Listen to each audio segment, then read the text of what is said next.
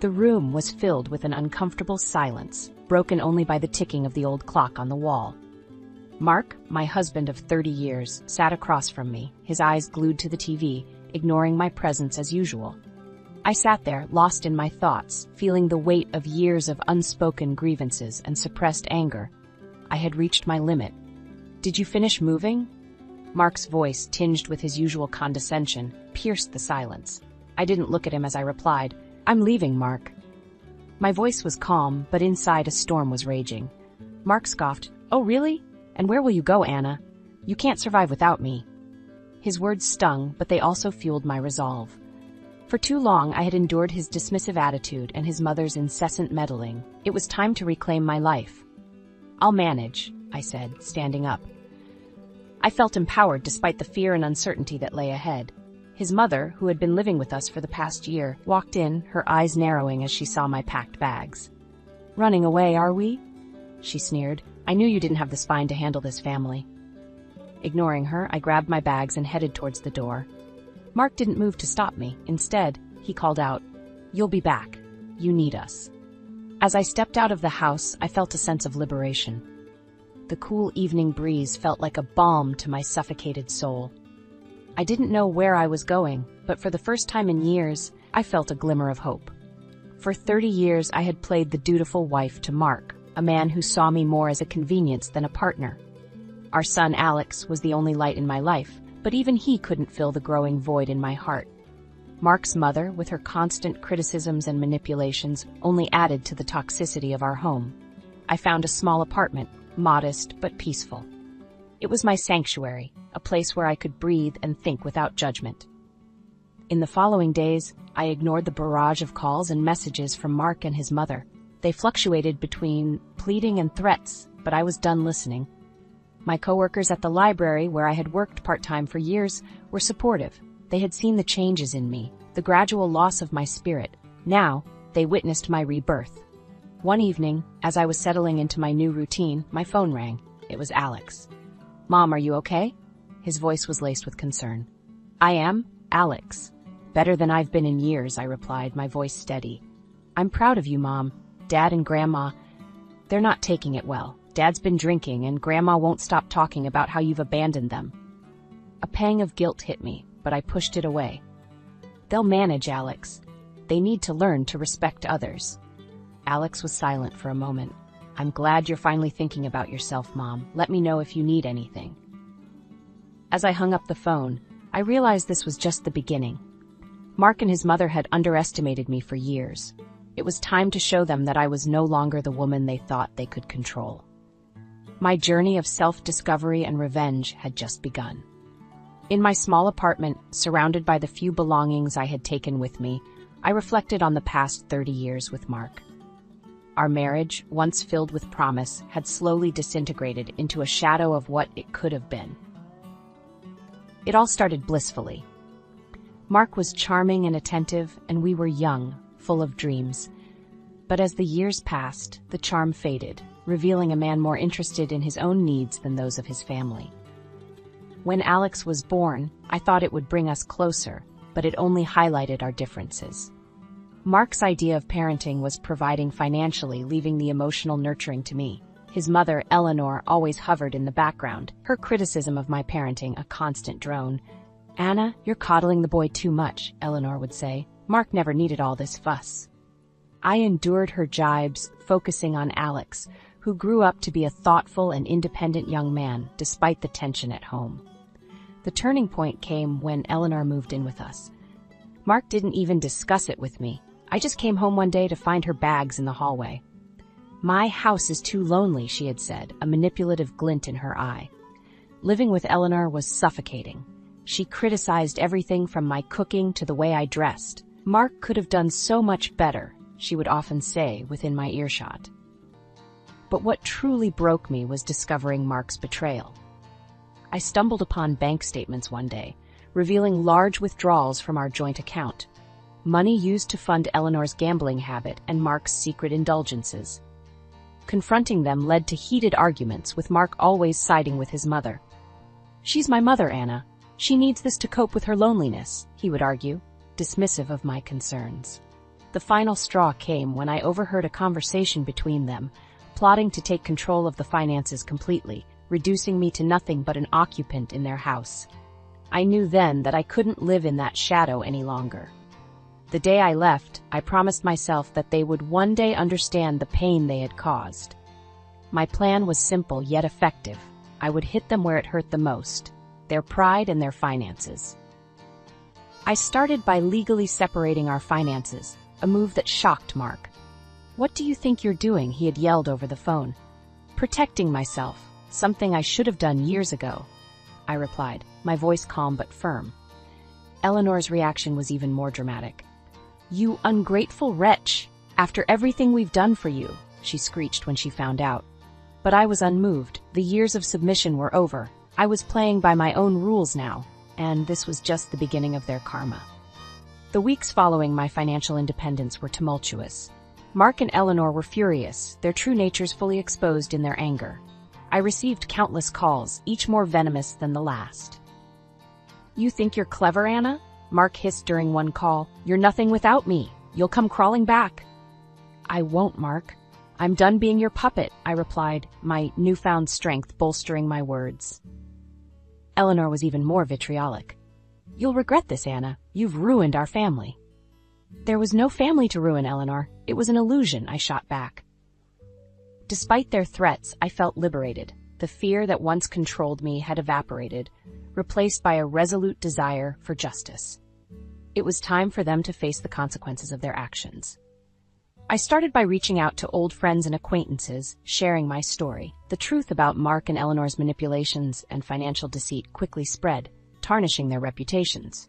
Mark, who prided himself on his social standing, was appalled. "How could you do this to me?" he demanded during a rare face-to-face encounter. "You did this to yourself," I replied calmly. "I'm just shedding light on it." Eleanor, faced with the community's judgment, was equally distraught. "You've turned everyone against us. This is war, Anna."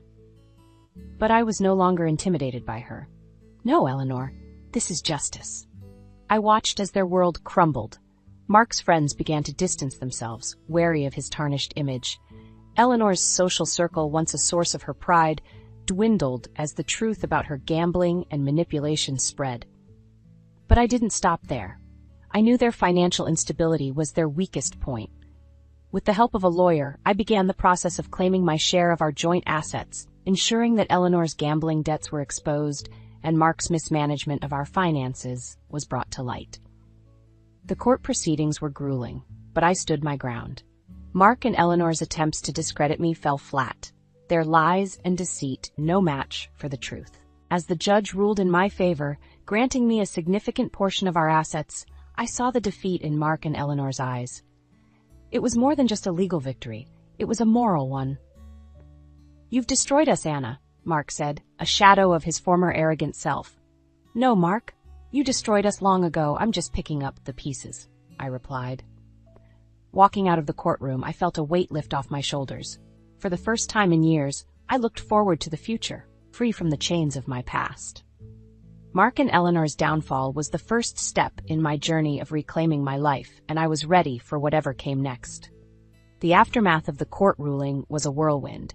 With my rightful share of the assets, I began building a life free from Mark and Eleanor's shadow. Their reactions, however, were a mixture of disbelief and fury. "You can't do this to us, Anna," Mark exclaimed over the phone one evening, his voice laced with desperation. "I've done nothing but take back what's mine," I replied firmly. "You should have thought about the consequences before you betrayed me." Eleanor's response was more underhanded. She tried to rally family members against me, painting herself as a victim. But her attempts were futile. The truth about her had spread too far. "Anna, you're tearing this family apart," she accused during a chance encounter at the grocery store. "This family was broken long before I left," I countered, not giving her the satisfaction of seeing me upset. I relished the freedom of living on my own terms. I changed my phone number, cutting off their direct line of harassment. I also started volunteering at a local shelter, finding solace in helping others who had faced similar struggles. But my quest for justice wasn't over. I learned that Eleanor was planning to contest the court's decision, still clinging to the hope of reclaiming the money for her gambling habits. "You won't get away with this, Anna. I'll make sure of it," she threatened in a message relayed through a relative. In response, I fortified my legal defenses, prepared to counter any move she made. I was no longer the woman who shied away from confrontation. I was a fighter, standing up for what was rightfully mine. Mark, meanwhile, was crumbling under the pressure. His once pristine image was now tarnished, and his career suffered as a result. The friends and connections he valued so much were now distancing themselves, unwilling to associate with a man caught in scandal. "You've ruined me, Anna," he lamented during a rare moment of reflection. "You ruined yourself, Mark. I just exposed the truth," I replied. As the weeks turned into months, I watched as their once secure world disintegrated. Eleanor's attempt to contest the court's decision failed miserably, leaving her financially and socially bankrupt. Mark's career continued its downward spiral, his reputation irreparably damaged. But despite their downfall, I felt no joy in their suffering. It was a necessary step in my journey, but it was not the end. I had reclaimed my independence and my dignity, but I was still healing from years of neglect and emotional abuse. As I continued to rebuild my life, I focused on finding peace and happiness within myself. I had emerged from the shadows of my past, stronger and more resilient. My story was not one of revenge, but of emancipation, a testament to the strength of the human spirit in the face of adversity. Several months had passed since the court's decision, and the ripples of my actions were still felt. Mark and Eleanor, now estranged from most of their acquaintances, were living a shadow of their former lives. One day, I received an unexpected visit from Alex. He looked troubled, his usually bright eyes clouded with concern. "Mom, I just came from seeing Dad and Grandma," he began, his voice heavy. They're not doing well." I offered him a seat and a warm cup of tea. "Tell me what happened, Alex." He sighed deeply before continuing. "Dad's been let go from his job, his drinking, it's gotten worse. And Grandma, she's lost everything to gambling. They're selling the house." I listened, my heart aching for Alex. Despite everything, they were still his family. "Mom, did we go too far?" he asked, his voice barely above a whisper. "Alex, we stood up for what's right. They made their choices," I replied, my voice tinged with sadness. The news of their misfortune didn't bring me joy. Instead, it was a somber reminder of the consequences of a life lived without integrity and respect for others. The following weeks were filled with whispers and rumors. Mark and Eleanor's house, once a symbol of their success, was now on the market. Their fall from grace was complete. I heard from a mutual acquaintance that Mark had tried to find work, but his reputation preceded him. Eleanor, meanwhile, had become a pariah in her social circles, her gambling addiction now public knowledge. One evening, while I was out for a walk, I saw Mark. He was a shadow of the man he once was, his posture slumped, his eyes hollow. Our paths crossed, and for a moment we stood there in silence. "Anna, he began, his voice cracking. "There's nothing to say, Mark," I interrupted. "You chose your path." He nodded slowly, a resigned look in his eyes. "I never thought it would come to this," he murmured. As I walked away, leaving Mark behind, I felt a sense of closure. The man who had once held so much power over me was now just a stranger with a broken past. Eleanor, too, faded into obscurity. Her once lively demeanor was now subdued, the realities of her actions finally catching up to her. As the chapter of Mark and Eleanor closed, I realized that my journey was about more than revenge. It was about reclaiming my life and finding peace. I had stood up to my oppressors, not for vengeance, but for justice and self-respect. The experience had taught me the power of resilience and the importance of standing up for oneself. As I continued to build my new life, I did so with a newfound strength and a heart ready to embrace the future. Months turned into a year since the upheaval of my life began. In this time, my journey of self-reinvention continued, with each day bringing new strengths and realizations. The downfall of Mark and Eleanor was not my endgame. It was merely a byproduct of my pursuit for justice and respect. One crisp autumn afternoon, I sat in my cozy living room, the warm sunlight streaming through the window, reflecting on the changes. The phone rang, interrupting my thoughts. It was Alex. "Mom, I wanted to tell you something," Alex said, his voice brimming with excitement. "Sarah and I are getting married, and we'd love for you to help us with the planning." Joy surged through me. That's wonderful news, Alex. Of course, I'd love to help. Our conversation was filled with laughter and plans for the future, a stark contrast to the calls filled with distress and despair from the past. A few days later, while out for my regular walk, I encountered Eleanor. She seemed smaller, diminished somehow. Our eyes met, and there was a brief flicker of something, regret perhaps, or realization in hers. "Anna," she began, her voice quivering. I'm sorry." The apology, unexpected and late, caught me off guard. "Eleanor, your actions brought you here. I hope you find some peace." As I walked away, leaving Eleanor standing alone, I realized the full extent of my transformation. I no longer harbored anger or resentment. I had moved beyond the need for revenge. The wedding planning with Alex and Sarah was a joyful affair. It was during these moments, surrounded by love and hope, that I truly appreciated the beauty of moving forward. The day of the wedding arrived, a beautiful ceremony filled with laughter and tears of joy. Watching Alex and Sarah, so full of love and promise, I felt a sense of accomplishment. Despite the challenges, we had emerged stronger. In my toast, I said, "Life brings many challenges, but it's how we face them that defines us." Today, we celebrate love, resilience, and new beginnings.